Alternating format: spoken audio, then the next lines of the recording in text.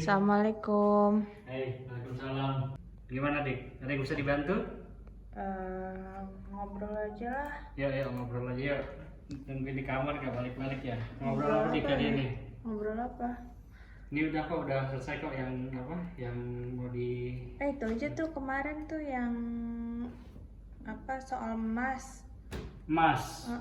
Kan kemarin ada pertanyaan tuh yang belum dijawab, yang obligasi sama emas. Itu gimana? Investasi. Bedanya terus kalau misalkan naruh uang misalnya dalam nominal yang sama, bagusan pakai obligasi apa emas gitu. Kemarin kan udah dijelasin kan garis besar investasi. Jadi pertanyaannya kan kita mau bahas namanya ini portofolio investasi. Dari sekian yang kemarin udah digambar, ya kan? Ada pendapatan tetap, ada yang capital gain, ada yang kombinasi. Oke. Kita kan udah pernah bahas obligasi sama emas ya. Makanya jadi ada pertanyaan obligasi atau emas pilih mana gitu ya. Iya, betul. Oke. Kita selesaiin yang ini dulu deh sebelum kita bahas yang lain. Kemarin kan aku juga udah janji kan mau bahas saham, reksadana, properti, sama apa? Satu lagi emas. Oh, udah ya, emas ini ya. Iya, saham juga tuh ada titipan. Prinsipnya gini, di dalam investasi itu ada istilah don't put your egg in one basket. Jangan taruh semua telur di satu keranjang. Maksudnya kita pecah jadi beberapa investasi, beberapa bentuk. Misalnya ada sebagian yang ditaruh obligasi, ada sebagian yang ditaruh emas, ada yang di deposito juga, ada yang dibeliin properti, ada yang dibeliin saham, ada yang dibeliin reksadana, seperti itu. Intinya jangan ditaruh di satu instrumen investasi. Karena nih misalnya nih semua uangnya ditaruh di obligasi, tiba-tiba ada force major, kejadian yang sangat besar, taruhlah kita beli obligasi Indonesia, tiba-tiba pemerintah Indonesia tuh dikudeta atau diinvasi negara lain, di mana negara yang menginvasi Indonesia itu dia tidak mau utang-utang yang zaman dulu itu tidak mau dianggap, berarti kan duitnya hilang semua kan. Kita kan juga nggak mau. Begitu juga dengan kalau kita investasi semuanya cuma di emas, tiba-tiba nih ada suatu saat ketemu logam yang lebih baik dari emas gitu kan. Jadi emas nilainya sudah kurang bernilai lah, hanya logam yang berwarna kuning gitu ibaratnya. Ya itu kan kita rugi. Begitu juga dengan kalau kita taruh semua di saham, tiba-tiba jatuh, duit berkurang semua gitu kan. Kita taruh deposito tapi cuma di satu bank, banknya kecil lagi. Banknya tiba-tiba bangkrut, dilikuidasi, ya duit kita hanya yang dijamin oleh LPS gitu kan, bisa balik. Intinya jangan taruh di satu instrumen investasi. Sebisa mungkin dibagi-bagi, disebar ya. Caranya nyebar gini loh, misalnya kita tiba-tiba dapat, kan bentar lagi mau puasa terus lebaran, dapat apa? THR sebagian dibeliin emas. Terus pas akhir tahun misalnya dapat bonus, dibeliin misalnya obligasi. Sebagiannya tuh baiknya berapa tuh? Ya kita ngomong sebagian, kantong orang kan beda-beda, pengeluaran orang beda-beda kan. Itu tergantung inilah, itu ada satu sesi khusus nanti itu. Kalau itu kita udah ngomongin keuangan keluarga ya. Itu bukan ngomongin investasi. Tapi gini, kalau mau tadi kan membandingin obligasi sama emas ya, pertanyaan dasarnya. Wait, ini aku mau buka harga emas dulu deh. Harga emas Antam aja lah, yang apa, yang kita pakai di sini. Orang rata-rata beli emas di Antam kan. Iya, yang jadi acuan ya. Coba dilihat nih harga emas nih.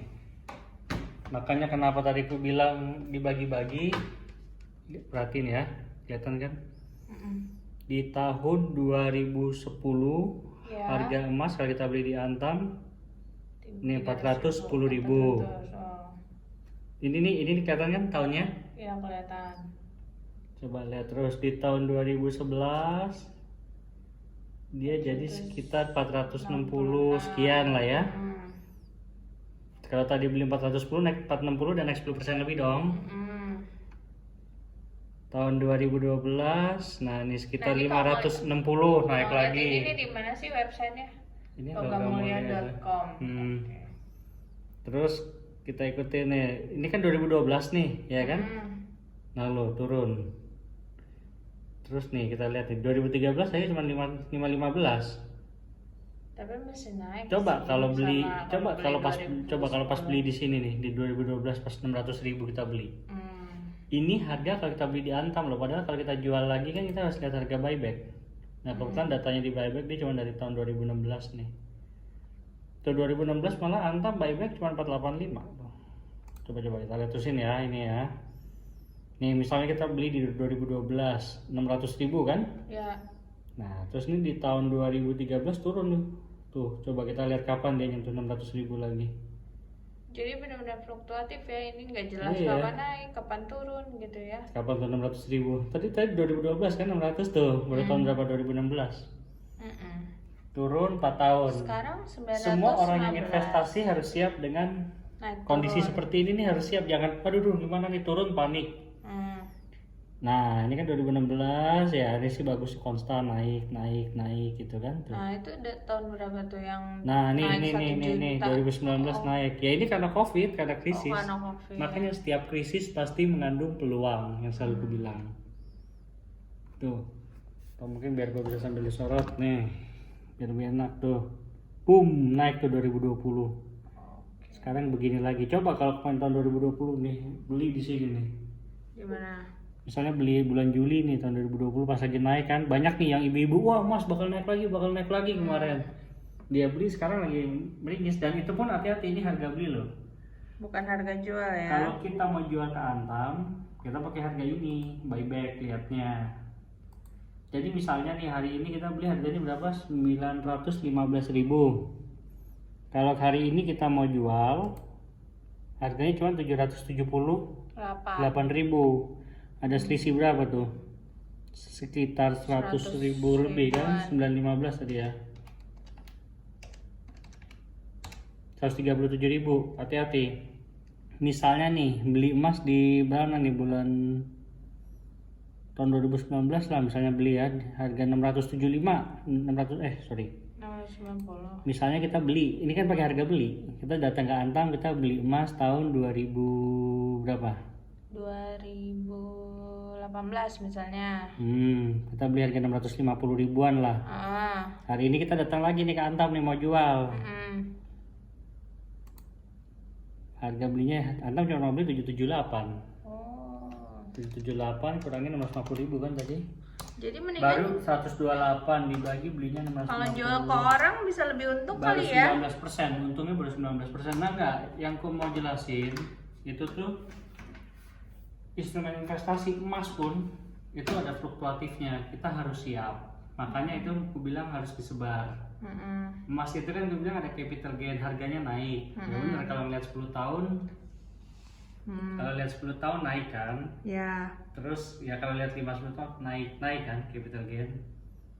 Cuman kan ada masanya dia turun. Tadi 2012 sampai 2016.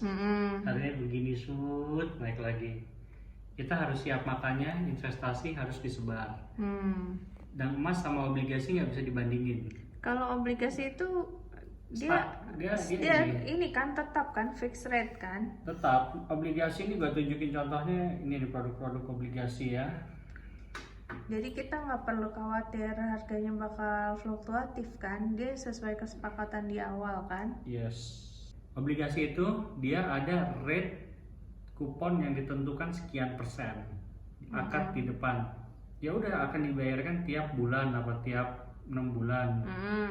Ya udah begitu terus. Segitu terus kan besarnya sesuai yang di awal disepakati gitu. Betul. Lihat nih obligasi nih.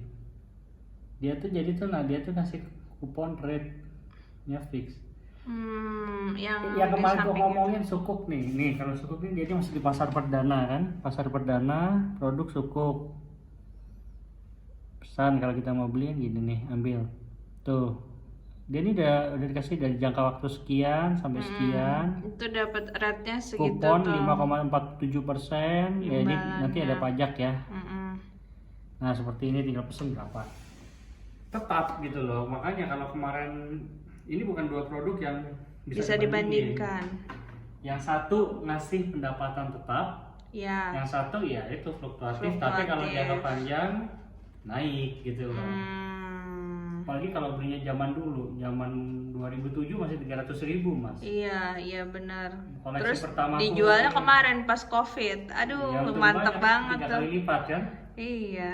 Jadi gitu intinya, investasi dibagi, jangan di satu tempat, dan hati-hati investasi yang abal-abal yang bodong. Kapan akan bahas yang kayak begini. Nah kalau buat IRT itu ibu rumah tangga, dari antara dua ini nih, obligasi sama emas, menurut kamu prefer yang mana nih? Dia butuh uang jajan atau apa? Kalau butuh uang jajan tambahan, obligasi. Tapi kalau masalahnya ibu-ibu sekarang kan gaya nih, gue investasi emas, gue beli emas batangan ini itu, makanya nggak tahu harganya begini kan? Ya kalau buat gaya emas batangan. Kalau perlu jajan tambahan, ya masukin di obligasi. Masukin obligasi ya. Oke deh. Ya enggak, emas tambahan tuh yang jangka panjang. Jangka panjang bukan buat gaya, tapi kan jadi arisan emas apa sekarang gitu kan? Iya benar. Ya kebutuhannya mau buat simpanan jangka panjang atau mau buat uang jajan intinya. Kalau ibu mau buat uang jajan, minta suaminya duit, masukin obligasi. Gitu loh, duduk manis duitnya datang tambahan jajan buat beli apa, tas atau buat apa. Aku mau juga uang jajan.